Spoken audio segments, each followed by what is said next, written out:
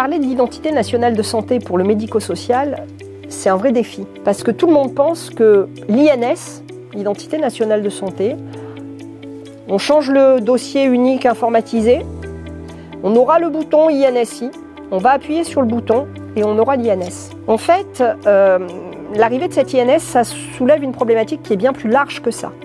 C'est la mise en place de l'identivigilance dans les structures médico-sociales.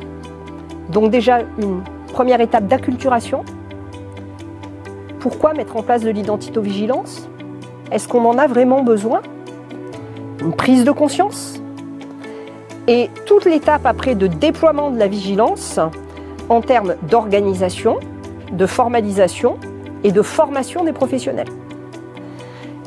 Parce que pour utiliser cette identité nationale de santé de façon sécurisée, il faut respecter les procédures d'identitovigilance.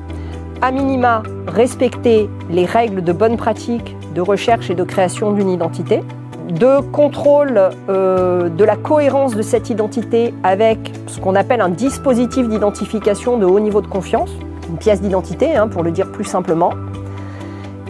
Appeler effectivement ce téléservice INSI pour récupérer une identité nationale de santé. Mais si on a une réponse, mettre en œuvre des processus de contrôle de cohérence entre cette identité nationale de santé qui sera proposée par le téléservice INSI et l'identité officielle de la personne accompagnée, attestée par une pièce d'identité. Est-ce que ce sont bien les mêmes traits? Est-ce que je dois accepter cette INS? Il faut savoir que quand on accepte l'INS, ça va remplacer l'identité dans le dossier unique informatisé.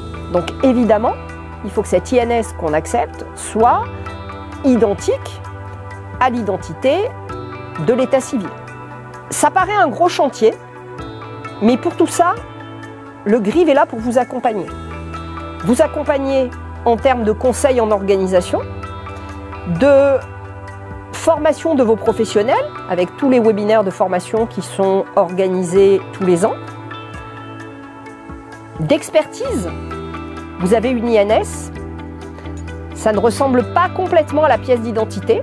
Est-ce que vous êtes en droit d'accepter cette INS? Est-ce que vous ne devez pas l'accepter? Ou alors vous avez interrogé le téléservice INSI et ce téléservice vous a dit je ne trouve pas d'INS. Ou alors j'ai plusieurs INS qui pourraient correspondre à l'identité de cet usager. Et là vous êtes démuni, vous ne savez pas comment faire pour récupérer l'identité nationale de santé de la personne accompagnée. Donc dans ces cas-là, même chose, vous contactez le GRIV. On connaît très bien les mécanismes de fonctionnement de ce téléservice INSI et on pourra tout à fait vous accompagner sur le sujet. Cet INS, il est extrêmement important. Pourquoi il est extrêmement important? Parce qu'on pourrait se dire que c'est une contrainte de plus. Finalement, avant, je n'avais pas l'INS, je prenais très bien en charge les usagers. On a une vraie opportunité, avec mon espace santé et le dossier médical partagé, d'améliorer la prise en charge et la coordination des parcours. Et souvent dans le secteur médico-social, on a des patients plus fragiles, personnes en situation de handicap, des personnes âgées, souvent polypathologiques, qui ont un vrai besoin d'avoir un parcours de soins coordonné pour améliorer la qualité et la sécurité des soins.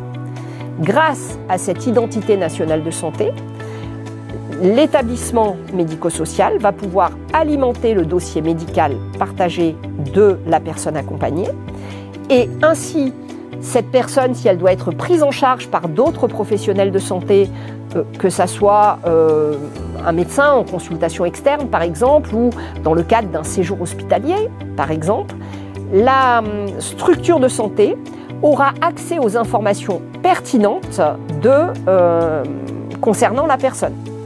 En particulier, si on dispose d'une INS qualifiée, on peut déposer dans le DMP le dossier de liaison de l'usager et ça permet aux professionnels de santé d'une structure qui va prendre en charge l'usager d'avoir les informations pertinentes pour améliorer sa prise en charge. J'espère vous avoir convaincu que le déploiement de l'INS n'est pas juste un projet technique et un projet informatique. C'est avant tout un projet organisationnel. avec la mise en place d'une organisation en identitovigilance. Il ne s'agit pas de créer spécifiquement des nouvelles instances, des nouveaux comités. Il s'agit plutôt d'intégrer l'identitovigilance, la prise en compte de ces problématiques dans un comité qui existerait, un comité de direction, un comité qualité, une réunion de service. D'identifier évidemment, et ça c'est indispensable, d'identifier un référent en identitovigilance qui sera le point de contact de tous les professionnels de la structure quand ils rencontreront une difficulté en identitovigilance. Donc il faudra évidemment organiser la formation de ce référent en identitovigilance. Et le GRIF propose justement un parcours de formation des référents en identitovigilance pour ce qu'on appelle les structures non hospitalières. Donc évidemment les établissements sociaux et médico-sociaux. Donc former le référent. Déclarer ce référent ou faire connaître ce référent auprès de la cellule régionale en identitovigilance de façon à ce qu'il soit informé des actualités, des événements organisés en région, définir et formaliser les procédures, comment je vais créer une identité, quelles sont les règles de saisie que je dois respecter, comment je vais appeler le téléservice INSI, dans quelles conditions j'aurai le droit d'accepter l'INS proposé, dans quelles conditions il ne faudra pas que je l'accepte. Une fois tous ces documents qualité formalisés, il faudra former les professionnels de la structure et ensuite vous serez armés pour déployer cette INS. Que dire encore sur l'INS et le déploiement de l'INS dans le secteur médico-social? J'ai envie de dire que c'est une opportunité.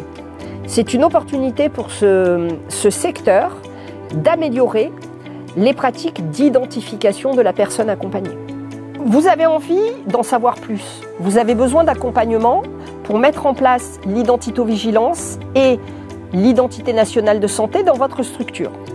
N'hésitez pas à aller consulter notre site grif.santé-paca.fr ou à nous solliciter pour un accompagnement en écrivant à grive@iess.fr. Nous vous recontacterons et après un échange, nous pourrons vous proposer l'accompagnement le plus adapté. Sur notre site, vous trouverez le catalogue des formations qui sont proposées. Ce catalogue est mis à jour tous les semestres avec les liens d'inscription. Vous trouverez également des documents de sensibilisation, teasers, affiches. Vous trouverez également des fiches pratiques, des modèles de documents pour vous aider à mettre en place l'identitovigilance dans votre structure.